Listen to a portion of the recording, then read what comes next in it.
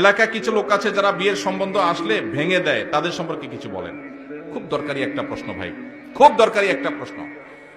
আমাদের দেশের গ্রামে গঞ্জে এই ধরনের নিকৃষ্ট মানুষ, এই ধরনের ফাসিক এবং পাপিষ্ট মানুষ বহু আছে।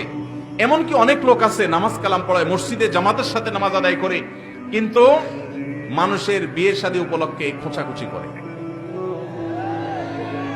কোন এলাকাতে একটা মেয়ের খবর নেওয়ার জন্য আরেক এলাকা থেকে মানুষ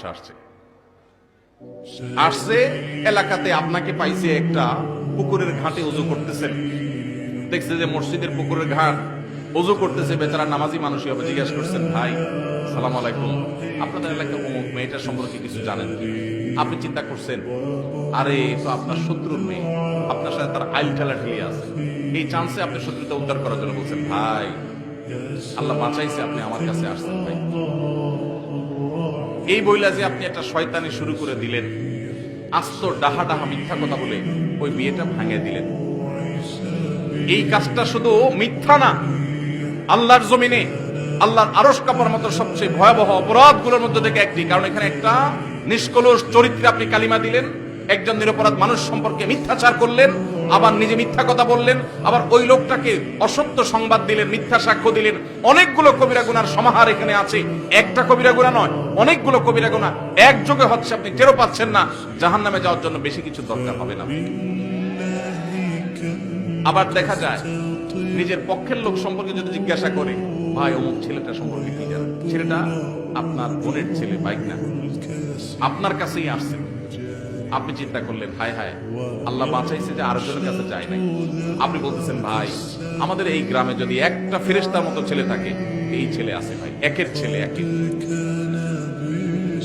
এই ক্ষেত্রেও আপনি ওই মেয়েওয়ালাদেরকে, মেয়ে পক্ষকে মিথ্যা তথ্য দিয়ে তাদেরকে ক্ষতিগ্রস্ত করলেন, বিভ্রান্ত করলেন, মিথ্যা সাক্ষ্য দিলেন। এক্ষেত্রে আপনি অপরাধী। তাহলে কি করবেন? যতটুকু সত্য ততটুকু বলবেন। সত্য বলার মতো যদি বুকে বল না থাকে, যদি মনে হয় সত্য বললে আমি মাইরদের খাওয়া লাগবে, তাহলে বলবেন, ভাই সরি, অন্য কেউ যারা চিনে জানে তাদেরকে জিজ্ঞাসা করেন, আপনি অ্যাভয়েড করে যান। কিন্তু বলতে যখন যাবেন তখন আপনাকে সত্য বলতে হবে। নবী সাল্লাল্লাহু আলাইহি সাল্লাম বারবার আমাদেরকে সতর্ক করেছেন। তিনি বলেছেন, যদি তোমাকে কিছু বলতে হয় ফালিয়াকুল খায়রা আও লিয়াসমুত, তাহলে ভালো সত্য যেটা সেটাই বলবে, আর না হলে চুপ থাকবে। কিন্তু বলতে গিয়ে মিথ্যা বলা যাবে না। অনেক ভাইরা আছেন এই অপকর্ম করেন, কোনো কারণ ছাড়াই করেন, অযথা খোঁচাখুচি করেন, আছে না নাই? এই বিয়ে ভাঙার তালে এগুলো হলো মানুষরূপী শয়তান। আপনি যদি আস্ত মানুষের সুরতে শয়তান দেখতে চান, এইরকম বিয়ে ভাঙাভাঙির কাজ যারা করে, এরা হলো সে মানুষরূপী শয়তান। কেন বলেছি জানেন? কারণ ইবলিস শয়তান সবচেয়ে বেশি খুশি হয় একটা সংসার ভেঙে দিলে। একটা সংসার ভেঙে দিলে শয়তান সবচেয়ে বেশি খুশি হয়, অন্য কোনো কাজে শয়তান এত খুশি হয় না। আর এই লোকটা একটা বিয়ে হতে যাচ্ছিল, মিথ্যা কথা বলে ভেঙে দিয়েছে, অথবা অজাগা বিয়ের ব্যবস্থা করে দিয়েছে মিথ্যা তথ্য দিয়ে। এই লোকটা শয়তানের সে কাজটা করেছে। আল্লাহ আমাদেরকে এই দুশ্চরিত্র থেকে বেঁচে থাকার তৌফিক দান করুন। যারা এই সমস্ত খারাপ কাজের বদভ্যাস আছে, আল্লাহর ওয়াস্তে তারা ছেড়ে দেন, আল্লাহকে ভয় করেন।